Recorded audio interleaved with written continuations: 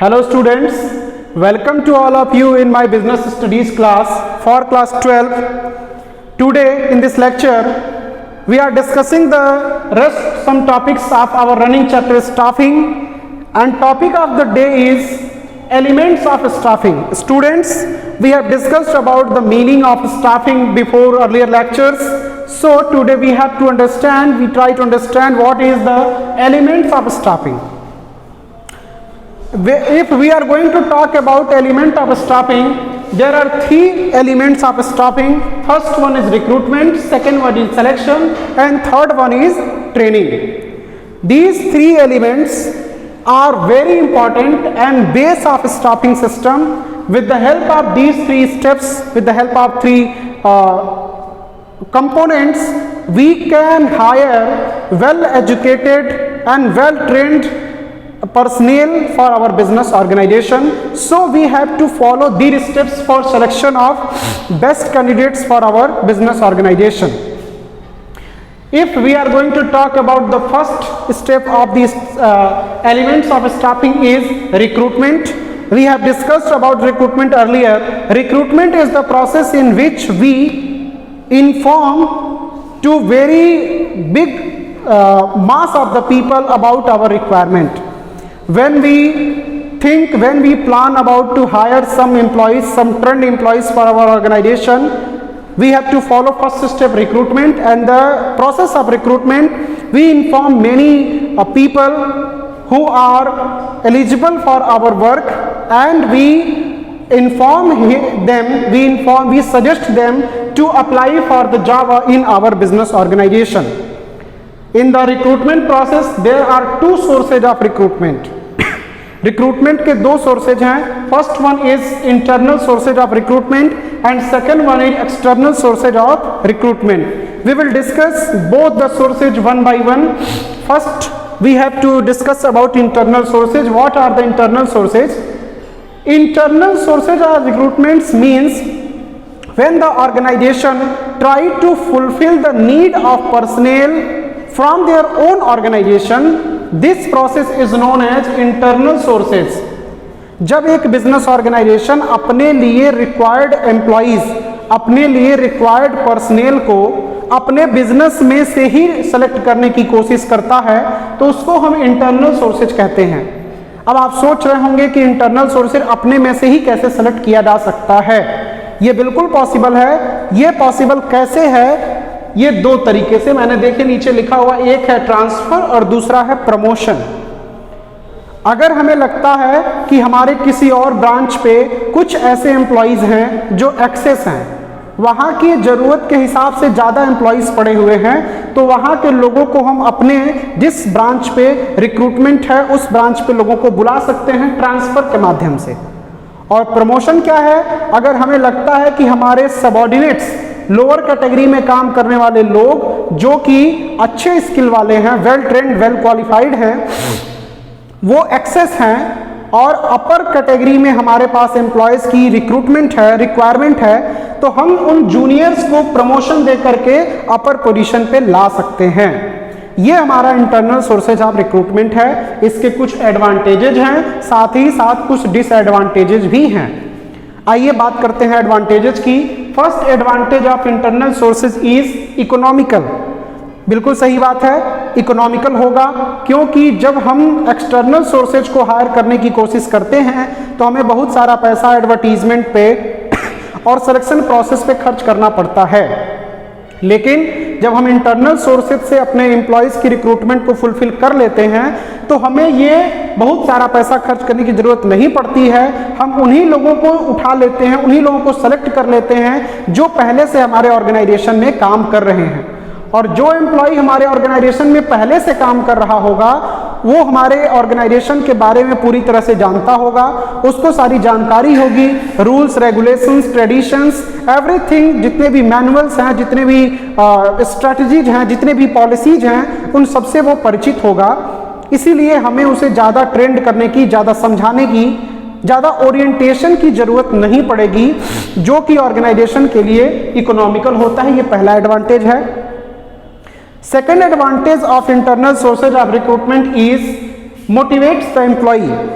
when we promote a lower class employee to the upper class, or you can say when we promote a lower level employee to middle level or top level employee, the rest of the employees get motivated. जो बचे हुए employ होंगे उनके मन में ये विचार आएगा कि अगर हमारे साथ काम करने वाला कोई भी एम्प्लॉय प्रमोट होकर के अपर पोजीशन में जा सकता है तो हम क्यों नहीं जा सकते। तब उनको रियलाइज होगा कि अगर हम बहुत ही मेहनत और बहुत ही इफिशियंसी के साथ काम करेंगे तो हो सकता है फ्यूचर में हमें भी प्रमोशन मिलेगी और हम अपर पोजीशन तक जा सकते हैं। ये एक ऐसा सिस्टम है जिससे एम्प्लॉइज के मन में हमेशा ये फीलिंग बनी रहती है कि अगर हम ऑर्गेनाइजेशन के लिए अच्छा काम करेंगे, हम वेल परफॉर्मर बनेंगे, तो ऑर्गेनाइजेशन में एक ऐसा सिस्टम भी है जो हमें प्रमोट कर करके लोअर लेवल से अपर लेवल तक पहुंचा सकता है। और ये वो टेक्निक है जो हमारे एम्प्लॉइज को मोटिवेट करती है ज़्यादा से ज़्यादा इफिशिएंटली काम करने के लिए। अगर हम अगले एडवांटेज की बात करते हैं तो दैट इज इम्प्रूव परफॉर्मेंस। ये भी इससे थोड़ा रिलेटेड है कि जब एम्प्लॉय देखेगा कि हमारे आसपास के लोग, हमारे साथ के लोगों का प्रमोशन हो रहा है तो उसके अंदर मोटिवेशन आएगा और वो और बेहतर काम करने की कोशिश करेगा।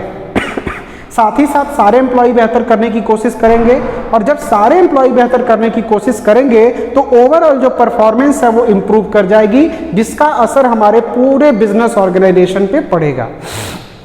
बट स्टूडेंट्स, जहां पे एडवांटेजेस होते हैं वहां कुछ डीमेरिट्स भी होती हैं। आइए हम डीमेरिट्स की बात करते हैं। The first demerit of internal sources of recruitment is limited choice. This is very true. If I want to select the personnel from my organization, the choice I have is very limited. क्योंकि मेरे पास काम करने वाले लोगों की संख्या comparatively कम है और हमें उन्हीं लोगों में से चुनना है, तो हमारे पास चॉइसेस लिमिटेड होंगी। This is true. So this is the first and main disadvantage, that we have limited choices for selection in internal sources of recruitment. Second disadvantage is not suitable for new organization. Students, if we are talking about new organizations, the organizations which are very new for the business, जो ऐसे business organisation हैं जो जल्दी ही अपना काम शुरू किए हैं और उन्हें कुछ लोगों को हायर करने की जरूरत है, तो वो इंटरनल सोर्सेज का इस्तेमाल नहीं कर सकते, क्योंकि उनके सारे एम्प्लॉय जो हैं अभी नए हैं। उनके सारे एम्प्लॉय नए हैं तो वो इंटरनल सोर्सेज का इस्तेमाल कैसे कर सकते हैं? उन्हें एक्सटर्नल सोर्सेज का इस्तेमाल करना ही करना है। And next demerit of internal sources is no fresh और new idea. It is also true कि when we select the employ from our old employ, it is possible that they have no new idea. Comparatively वो लोग पुराने लोग हैं जो हमारे साथ काम कर रहे हैं, उनका टैलेंट क्या है, उनकी स्किल क्या है, उनका सोचने समझने का जो दायरा है वो हमें पहले से पता है। ये भी डिमेरिट है कि उनके पास ऐसा नहीं है कि हम उनको प्रमोट कर देंगे तो वो किसी नए तरीके से सोचना शुरू कर देंगे या उनका सोचने समझने का तरीका बहुत ज़्यादा बदल जाएगा, ऐसा नहीं है। उनके सोचने समझने के तरीके में थोड़ा परिवर्तन आ सकता है, लेकिन वो पूरी तरीके से नहीं बदल सकता। इसलिए एक डिसएडवांटेज है कि हमारे बिजनेस में अगर हम इंटरनल सोर्सेज का इस्तेमाल करते हैं तो कोई नया टैलेंट और नए फ्रेश आइडियाज के आने की पॉसिबिलिटी बहुत कम होती है। So these are the advantages and demerits of internal sources of recruitment. Now we will discuss about advantages and demerits of external sources of recruitment. As we discussed earlier that when the business organization try to hire the employees from outside the organization, this process is known as external sources of recruitment. जब एक business organisation अपने लोगों के बाहर यानी अपने business organisation के बाहर से लोगों को चुन करके फ्रेश टैलेंट, फ्रेश आइडियाज को चुन करके अपने ऑर्गेनाइजेशन में हायर करना चाहता है, नए नए इनोवेटिव एम्प्लॉइज को लाना चाहते हैं जो कि इनोवेटिव होने के साथ ही साथ इनर्जेटिक भी होते हैं, तो उस प्रोसेस को एक्सटर्नल सोर्सेज ऑफ रिक्रूटमेंट कहा जाता है। आइए हम उसके एडवांटेजेस की बात करते हैं। And the first advantage of external sources of recruitment is fresh talent. This is very important. If a multinational company want to hire some managers and they tried to hire these managers from the Indian Institute of Management, Ahmedabad. They must try to hire some new, intelligent, intellectual, energetic and fresh candidate, because they want a fresh talent, new technical person for their organization. एक multinational company अगर लाखों रुपए का package एक employ को देती है तो जाहिर सी बात है कि वो चाहेगी कि मेरे ऑर्गेनाइजेशन में एक फ्रेश टैलेंट वाला एम्प्लॉय आए, जो मैनेजमेंट के नए नए प्रिंसिपल से, नए नए टेक्निक से ज़्यादा अवेयर हो, और वो जब काम करता है तो हमारा बिजनेस ऑर्गेनाइजेशन ज़्यादा आगे बढ़ता है। Second one is wider choice.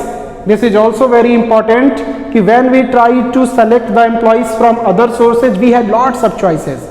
हम रिक्रूटमेंट प्रोसेस में ज़्यादा से ज़्यादा अपने रिक्वायरमेंट के बारे में एडवर्टीजमेंट करते हैं, लोगों को बताते हैं, तो लोगों के मन में ये बात आता है कि हम एक अच्छे कंपनी में काम करने जाएंगे, और ज़्यादा से ज़्यादा लोग अप्लाई करते हैं, और जितने ही ज़्यादा लोग अप्लाई करते हैं उतनी ही ज़्यादा चॉइसेज हमारे पास होती हैं। और ये श्योर है कि जब हम ज़्यादा चॉइसेज में से लोगों को चुनते हैं तो मेरे लिए या हमारे लिए जो हम सिलेक्शन करते हैं वो बहुत ही आसान हो जाता है। So this is advantage. And last advantage, qualified personnel. This is also important कि जब हम नए लोगों का सिलेक्शन करेंगे तो जाहिर सी बात है कि वो लोग पिछले लोगों की तुलना में ज़्यादा क्वालिफाइड होंगे, वो ज़्यादा new technique, new environment, new scenario, new competition से ज़्यादा अवेयर होंगे, और जब वो ज़्यादा अवेयर होंगे तो वो ज़्यादा अच्छे से काम करेंगे। ये मैंने 3 एडवांटेजेज आपको लिखे हैं, लेकिन ऐसा नहीं है 3 ही है, बहुत सारे एडवांटेजेज हैं, but we are discussing the most 3। Now turn about the demerits of external sources. Advantages होने के साथ ही साथ कुछ डिमेरिट्स एक्सटर्नल सोर्सेज में भी हैं। सबसे पहली है moral down of existing employees. कभी कभी ऐसा भी होता है हम जब नए एम्प्लॉइज को हायर करते हैं तो हमारे पुराने एम्प्लॉइज़ के मन में ये बातें आती हैं कि हमें छोड़ करके दूसरे को अपर पोजीशन पे रखा गया है, तो उनका मोरल थोड़ा डाउन होते हुए देखा गया है। ऐसा कुछ मैनेजमेंट इंटेलेक्चुअल्स ने माना है कि हमारे ओल्ड एम्प्लॉइज़ को थोड़ी सी परेशानी होती है। वो ये भी जानना चाहते हैं, अगर कोई पुराना एम्प्लॉय है जो अभी भी लोअर पोजीशन पे ही काम कर रहा है और कोई यंग एम्प्लॉय अपर पोजीशन पे आ जाता है, तो पुराने एम्प्लॉय के सामने एक ये भी प्रॉब्लम है कि हम अपने से छोटे, अपने से यंग बॉस के अंडर में कैसे काम करेंगे, बट करना तो पड़ता है। So this is one of disadvantages. Second one is lengthy and expensive process. This is also true. When we try to select the employees from other side, we have to follow a lengthy process of selection, recruitment, and we have to expend money also. So this is expensive, it is very true. Third one is problem of adjustment. Problem of adjustment that I am discussing before some few seconds, that old employees faces some problems with the adjustment of new employee, and this is applied with new employee also. नए employ को पुराने के साथ काम करने में थोड़ा सा एडजस्टमेंट करने में प्रॉब्लम आती है, और पुराने को नए के साथ एडजस्टमेंट करने में थोड़ी प्रॉब्लम आती है। इसीलिए मल्टीनेशनल कंपनी या अच्छे कंपनीज में ओरिएंटेशन प्रोग्राम होता है, जिससे सभी लोग एक दूसरे को जान जाते हैं, समझ जाते हैं, और ये सारी समस्याएं दूर हो जाती हैं।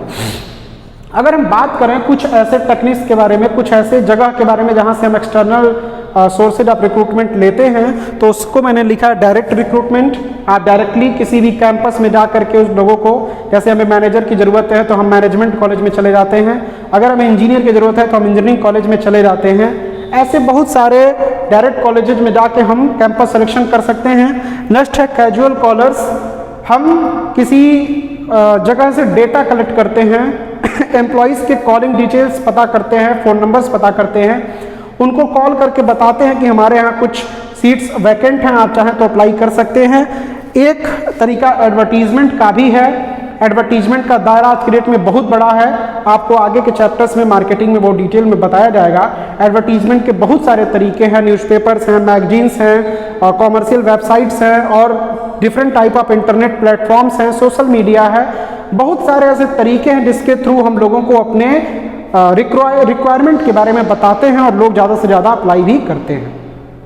So students, this is a brief discussion of internal sources of recruitment and external sources of recruitment. I hope we have discussed all the points that are belonging to these two topics. In the next lecture, we will discuss about the selection process. So watch this video continuously again and again, and go through your books also, and after that you can clearly understand the concept of these topics. Thank you so much.